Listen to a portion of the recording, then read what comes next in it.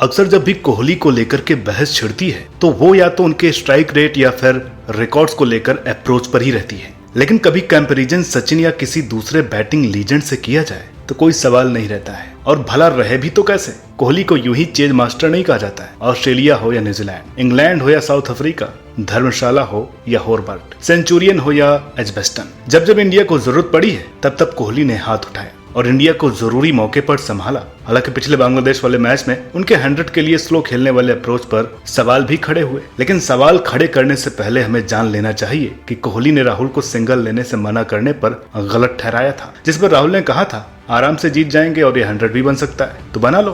यानी कोहली ने 100 को इम्पोर्टेंस नहीं दी और रीजन था गलत एग्जाम्पल ना बनना। फिर भी वही गलत बने, जबकि ऐसा नहीं होना चाहिए था। सेम अंपायर वाले केस में भी हुआ। अंपायर ने स्पिरिट ऑफ द गेम के अंडर वाइड नहीं दी और दुनिया ने बीसीसीआई से लेकर कोहली के अंपायर को खरीदने तक की बात कह दी, जबकि सच तो ये है कि अगर वाइड दी भी जाती तब भी कोहली ने जो छक्का मारा उससे शतक पूरा हो ही जाता। अब आप सोच रहे होंगे कि हम न्यूजीलैंड वाले मैच में 4 विकेट से जीत के बजाय बांग्लादेश वाले मैच की बात क्यों कर रहे हैं। तो दोस्तों, असल में हम मैच नहीं कोहली की बात कर रहे हैं और बात भी उन पर उठ रहे बेतुके सवालों की वजह से कर रहे हैं, क्योंकि कुल 274 के टारगेट के सामने एक वक्त इंडियन टीम मुश्किल में दिख रही थी और वो वक्त था जब सूर्य कुमार यादव आउट हुए। वहां से इंडिया को जीत के लिए 83 रन चाहिए थे 96 बॉल्स में, लेकिन विकेट बचे थे सिर्फ 5। ऊपर से हार्दिक के चोटिल होने के चलते कुलदीप, शमी, बुमराह और सिराज के साथ टेल बहुत ज्यादा लंबी थी। ऐसे में अगर एक विकेट जल्दी गिर जाता तो मैच फंस सकता था। ये जानते हुए भी सूर्य कुमार यादव को रन आउट करवा देना कोहली की बड़ी गलती थी। जी हाँ, आपने सही सुना, कोहली ने स्काई को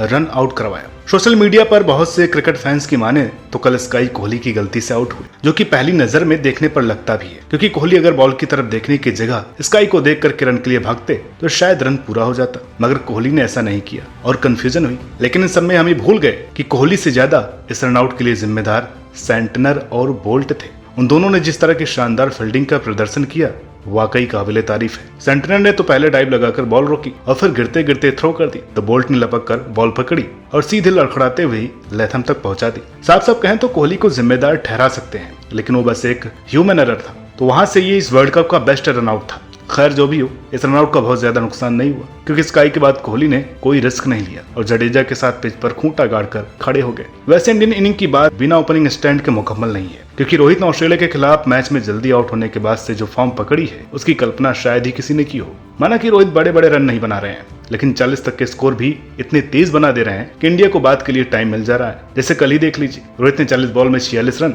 और इंडिया ने पावर प्ले में 63 रन बनाकर ही 350 के ठीक ठाक टारगेट के आगे न्यूजीलैंड को पहले 10 ओवर्स में चित कर दिया था। वो तो गिल 26 पर, अय्यर 33 पर और राहुल के 27 पर बीच में आउट होने से मैच में थोड़ा सा रोमांच या कहीं रेस आया था, वरना रोहित ने क्या हेनरी, क्या सेंटनर और क्या बोल्ट, किसी को भी भाव नहीं दिया, सबको मौका पड़ने पर धोया। बाकी जब इंडिया मुश्किल में थी तो वहां से कोहली ने जडेजा के साथ मोर्चा संभाला और 95 रन की इनिंग खेलकर लगातार 5 मैचों में 5वीं जीत हासिल की। इन सब में गम रह गया तो बस इतना कि कोहली की सेंचुरी पूरी नहीं हो पाई। वैसे कोहली और रोहित के हमने चेज की कहानी पर जो चर्चा की वो बिना शमी, बुमराह और ड्रॉप कैचेज के अधूरी है। तो चलिए जरा रोहित के टॉस जीतकर बॉलिंग करने से कहानी के शुरू होने वाले पार्ट को अच्छे से समझते हैं। दरअसल कल पहला मौका था इस वर्ल्ड कप में जब इंडियन टीम और फैंस दोनों ही प्लेइंग 11 को लेकर कॉन्फिडेंट नहीं थे, क्योंकि गिल अभी तक इंजर्ड या अवेलेबल प्लेयर्स की जगह रिप्लेसमेंट वाले प्लेयर्स थे, जैसा गिल या अश्विन के साथ हुआ, मगर हार्दिक की जगह कोई नहीं था। इसलिए कल एक साथ 2 बदलाव हुए। स्काई के साथ शमी टीम में आए और शार्दुल बाहर बैठे। यहाँ दिक्कत ये हो गई कि बॉलिंग को मजबूत करने के चक्कर में टेल लंबी हो गई, इसलिए जरूरी था कि बॉलर्स न्यूजीलैंड का स्कोर, जो कि पिच और ड्यू को देखते हुए कम से कम 300 लग रहा था, उसके अंदर ही रोके। वैसे शुरुआत भी उस हिसाब से हुई। पहले सिराज ने इनफॉर्म कॉनवे का विकेट लिया और बाद में वापसी कर रहे शमी ने पहली बॉल पर विलन के स्टंप्स को चकमा दिया। इंडिया हावी थी। यही जडेजा के स्टैंडर्ड्स के हिसाब से एक सिंपल कैच शमी की बॉल पर उनके हाथ में गया और जडेजा से यह मौका छूट गया। इसके बाद राहुल ने एक मौका छोड़ा और फिर बुमराह ने भी यही किया। इस तरह इंडियन प्रेशर बढ़ाने के मौके छोड़ती रही तो रचिन और मिचेल हम पर रन बनाते रहे। खासकर कुलदीप को तो खूब रन पड़े और तीसरे विकेट के लिए रिकॉर्ड 169 रन जोड़े गए, यानी 33 ओवर के बाद करीब 250 रन बन चुके थे और 8 विकेट अभी भी की भी टीम के पास थे।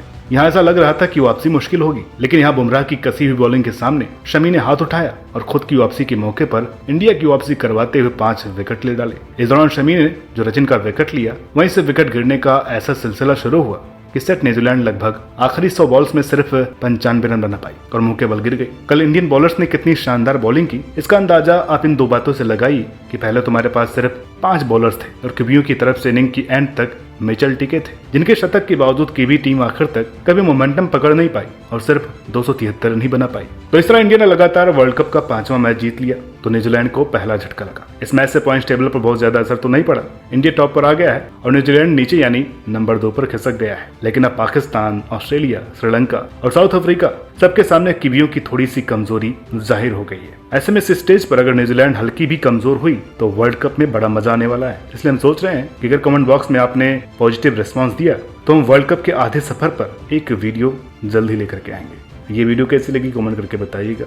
अक्सर शिकायत रहती है कि वीडियो लेट से आती है, तो आज हमने वीडियो लाने में जल्दी की है। उम्मीद करते हैं वीडियो पसंद आई होगी। वीडियो पसंद आई हो तो इसे लाइक करें, शेयर करें। चैनल पर नए हैं तो प्लीज इसे सब्सक्राइब करना ना भूलें। मिलते हैं आपसे अगली वीडियो में, तब तक के लिए नमस्कार।